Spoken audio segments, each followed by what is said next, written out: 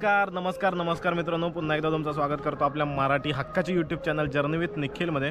मित्रांनो, आता आलो आहे ते गोळकोट मंदिरात। टायटल आणि थंबनेलवरनं तुमच्या लक्षात आलं असेल की गळ टुपणीचा कार्यक्रम आपण अनुभवण्यासाठी आलो आहे। एक अनोखी प्रथा आपण वेगवेगळ्या गावात बघतो, तशीच एक अनोखी प्रथा सुद्धा आज दाखवण्यासाठी तुम्हाला आलो आहे। एक प्रकारे माझ्यामध्ये नवस फेडण्याची ही पद्धत असावी। गळ टुपणी होते, त्यासोबत लाकडी बेड्यासुद्धा महिलांना घातल्या जातात। ती काय प्रथा आहे ना, ती आजच्या व्हिडिओत असणार आहे, तर व्हिडिओ शेवटपर्यंत नक्की बघत राहा। आज माझ्यासोबत आहे आपला भाऊ विनायक बाईत, कौस्तुभ सुद्धा आहे, जर तो बाहेर तिकडे शूटिंग करतोय, तर व्हिडिओ शेवटपर्यंत बघत राहा। मित्रांनो, आता कार्यक्रमाला सुरुवात होते, तर कार्यक्रमाची सुरुवात ही विडे भरून केली जाते। श्रीदेव सोमेश्वर आणि श्रीदेवी करंजेश्वर यांच्या गाभाऱ्याच्या बाजूलाच हे विडे भरले जात आहेत। हां मित्रांनो, ही विडे भरण्याची प्रथा आहे, त्यामध्ये थोडीशी एक गोष्ट सांगतो। दरवर्षी हा एकच विड्याचा मान असतो। त्यानंतर हे आता 2 नवीन विडे भरले जात आहेत, कारण की 2 नवीन आहेत गळटुपणीच्या कार्यक्रमात सहभागी होण्यासाठी। तर गळटुपणीचा कार्यक्रम काय असतो ना, ते तुम्हाला डिटेलमध्ये पूर्ण ह्या व्हिडिओ दिसणार आहे, तर व्हिडिओ शेवटपर्यंत नक्की बघत राहा।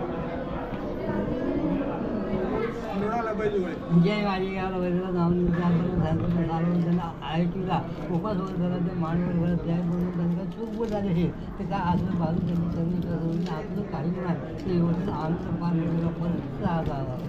रे आणि जय माझी गावाला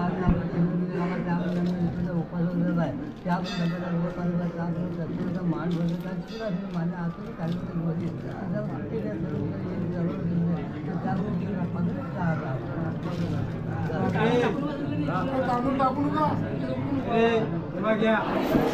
मित्रांनो, आता आहे ना दिवा दाखवण्यात येईल। आता जे सर्व जे मानकरी आहेत, म्हणजे ज्यांना गळ टुकवले जाणार आहेत ना, ते सर्व एका जागी आलेत आणि देवीच्या समोर हा दिवा दाखवला जाणार आहे। सर्व इथे ग्रामस्थ आहेत, त्यासोबतच गळ टुकणी करतात ते सर्व आणि इतर सर्व, हे सर्व इथे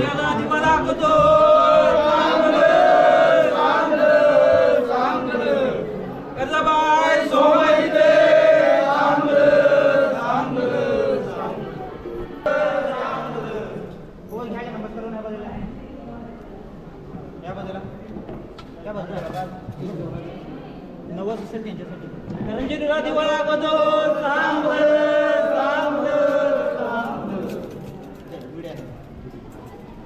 ते मांडा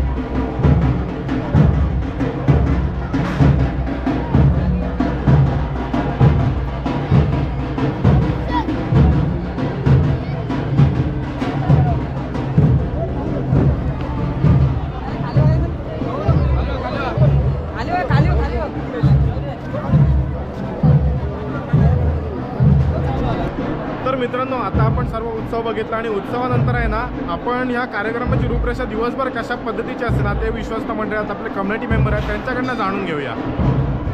आज पाडवा बलिप्रतिपदा देवस्थानच्या प्रमुख कार्यक्रमापैकी आजचा जो दिवस आहे या दिवशी गळटुकणीचा कार्यक्रम असतो. म्हणजे 3:15 वाजता हा कार्यक्रमाला सुरुवात होते. त्यामध्ये प्रथमतः जो पेटा काकडा आहे तो तोंडी घेतला जातो. तलवारीने पोटावरती स्वतःहून वार करून घ्यायचा असतो, पण तो वार होत नाही. जे सेवेकरी असतात हे सेवेकरी या सेवा देत असतात. त्यांनी उपवास केलेला असतो आणि असे जे त्याच्यामध्ये सहभागी होतात त्यांना कोणत्याही पद्धतीची इजा दुखापत होत नाही. आणि त्याच्यानंतर मग गळटोकणीला सुरुवात होते. ज्यांनी सेवेकरांनी त्याच्यात सहभागी होणार असतात त्यांच्या पाठीवरती जो गळा सदृश्य जो लोखंडी गळ असतो तो पाठीवरती त्याच्या लावला जातो. आणि त्यानंतर ते देवस्थानच्या आवारात असणारा जो परिघ आहे जो आवार आहे त्याच्यामध्ये मंदिराला प्रदक्षिणा घालायला सुरुवात करतात आणि गळटोकणीच्या कार्यक्रमाला सुरुवात होते. आणि यानंतर त्याचबरोबर काही महिला ज्या नवस बोलतात किंवा आपल्या मनातील इच्छा पूर्ण होण्यासाठी ते हातात कडी घेऊन, लाकडी कडी असतात ती हातात घेऊन त्या फिरतात. आणि असा हा कार्यक्रम ढोलाच्या गजरात चालू होतो.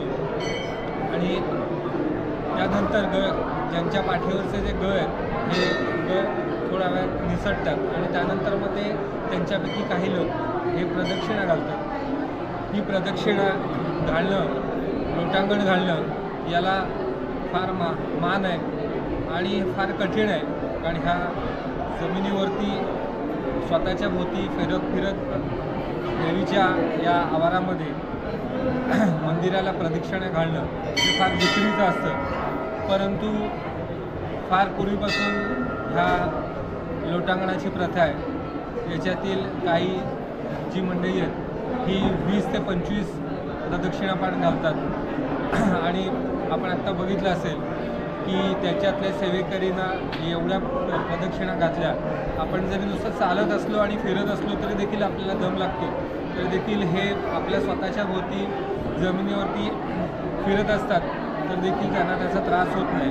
हे एक देवीची सेवा आहे आणि देवीचं व्रत आहे आणि त्यांना त्याचा जो प्रसाद आहे हा निश्चितपणे मिळत असतो.